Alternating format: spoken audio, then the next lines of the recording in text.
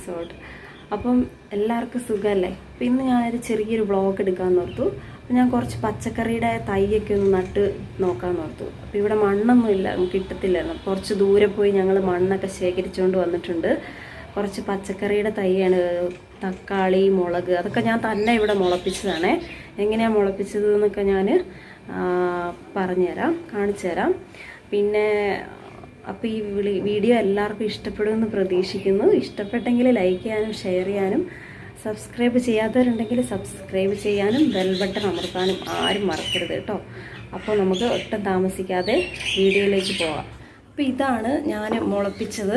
അപ്പോൾ ഇത് ഞാനിങ്ങനെ ചെറിയൊരു ചട്ടിക്കകത്ത് മണ്ണും കുറച്ച് ചാണകമൊക്കെ മിക്സ് ചെയ്തിട്ട് അതിനകത്ത് ചുമ്മാ നമ്മൾ കറി വെക്കാൻ കൊണ്ടുവന്ന ഒരു തക്കാളി ചുമ്മാ മുറിച്ചിട്ട് അതിൻ്റെ അരി ഇതിലേക്ക് ഇട്ട് കൊടുത്തു.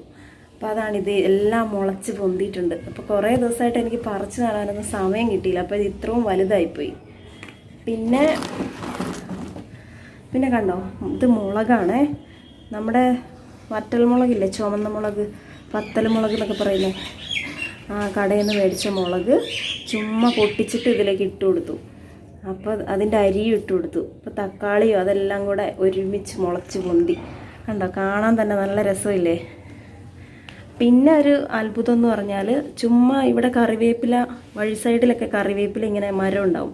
അപ്പോൾ അവിടുന്ന് ചുമ്മാ കറിവേപ്പിലയുടെ ഒരു കായ് ചേട്ടൻ കൊണ്ടുവന്നിട്ട് വെറുതെ ഇട്ടതാണ്. കറിവേപ്പിലയ്ക്കൊരു കായ് ഉണ്ടാവുമല്ലോ, കറിവേപ്പിലയുടെ കായില്ലേ, കുരു, അത് ചുമ്മാ ഇതിലിട്ടതാണ്. അപ്പോൾ അത് 2 ഇതിൽ മുളച്ചിട്ടുണ്ട്. ഞാൻ അതിൻ്റെ തൈ കാണിച്ചു തരാം. കാണുന്നുണ്ടോയെന്നറിയില്ല. ഇത് കണ്ടോ, ഇത് കറിവേപ്പില ഇതിൽ മുളച്ചതാണേ, കുരു ഇട്ടിട്ട് മുളച്ചതാണേ. ഇവിടെ ഒരെണ്ണം മുളച്ചിട്ടുണ്ട്, കണ്ടോ.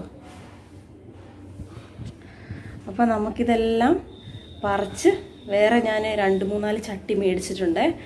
അപ്പോൾ അതിലൊക്കെ നിറച്ചിട്ട് നമുക്ക് മണ്ണൊക്കെ നിറച്ചിട്ട് നടാൻ നോക്കാം. അപ്പോൾ ഇതാണ് മണ്ണും കുറച്ച് മണലൊക്കെ കൂടെ മിക്സ് ആക്കിയിട്ടാണ് കേട്ടോ എടുത്തുകൊണ്ട് വന്നിരിക്കുന്നത്. അപ്പോൾ ഇതെല്ലാം കൂടെ ഒന്നുകൂടെ ശരിക്കും മിക്സ് ആക്കണം. പിന്നെ ഇത് നമ്മുടെ തൈ, ഇതാണ് പറിച്ച് നടേണ്ടത്. ഇത് 2 വഴുതനങ്ങയുടെ തൈയാണ്. ഇത് ഞങ്ങൾ ഇന്നലെ പുറത്തുനിന്ന് വാങ്ങിച്ചതാണ്. ഒരെണ്ണത്തിന് 5 രൂപ. പിന്നെ ഇതുപോലത്തെ 4 ചട്ടി മേടിച്ചിട്ടുണ്ട്. ഇച്ചിരി വലിപ്പം കുറവാണെന്നാണ് തോന്നുന്നത്. എന്തായാലും ഇതിൽ നട്ട് നോക്കാം. അപ്പം നമുക്ക് ഈ മണ്ണൊക്കെ ആദ്യം ഒന്ന് നന്നായിട്ട് മിക്സ് ആക്കാം. അതിനുശേഷം നമുക്കിതിലേക്ക് നിറച്ചിട്ട് ഇതെല്ലാം പറിച്ച് നടാം.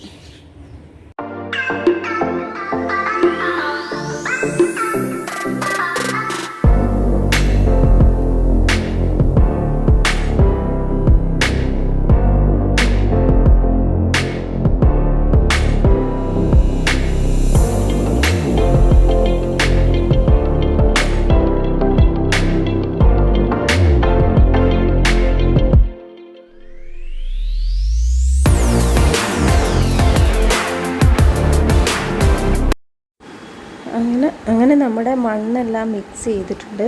ഇനി നമുക്ക് മണ്ണ് ഓരോ ചട്ടിയിലായിട്ട് ഞാൻ നിറയ്ക്കുകയാണ്. അപ്പം മണ്ണിൻ്റെ കൂടെ ഇച്ചിരി ചാണകപ്പൊടിയൊക്കെ ഉണ്ടെങ്കിൽ നല്ലതാണ് കേട്ടോ. അപ്പോൾ ഇപ്പം ചാണകപ്പൊടി എനിക്ക് കിട്ടിയില്ല. അപ്പം ഞാൻ ഈ മണ്ണ് മാത്രം നിറയ്ക്കുകയാണ്. മണ്ണൊക്കെ നിറച്ചിട്ട് നമുക്ക് ഇതിലോരോന്ന് തൈ പറിച്ച് നടാം.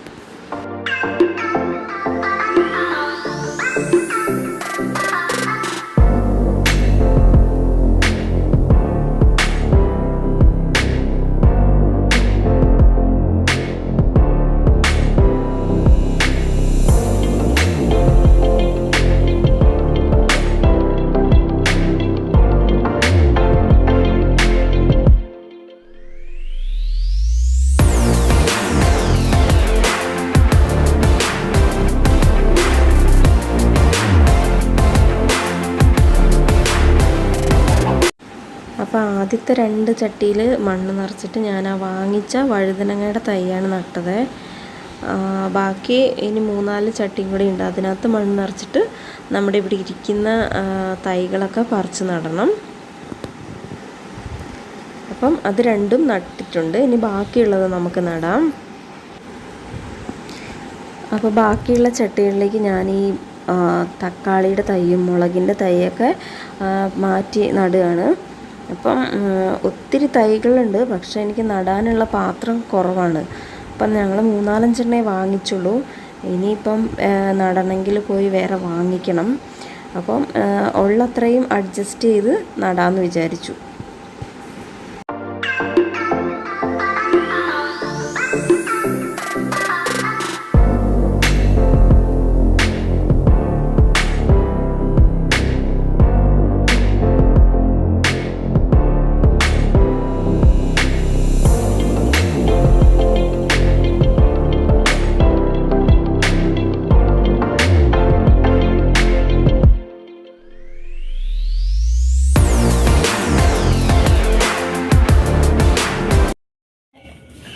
ഇവിടെ 2 വഴുതനങ്ങ, ഇതൊരു വഴുതനങ്ങ, ഇതൊരു വഴുതന, ഇത് ഒരു തക്കാളി.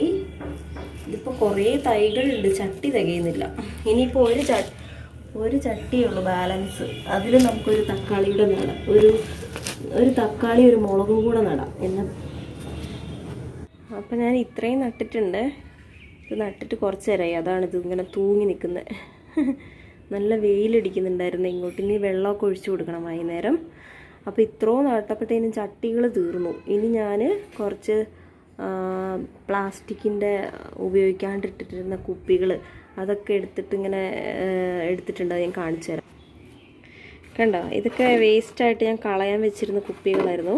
അപ്പോൾ അതിൻ്റെ വായി മുറിച്ച് കളഞ്ഞിട്ട് ഇതിങ്ങനെ അടിയിൽ കുറച്ച് തുളയിട്ട് വെള്ളമൊക്കെ പോകാൻ വേണ്ടിയിട്ട്.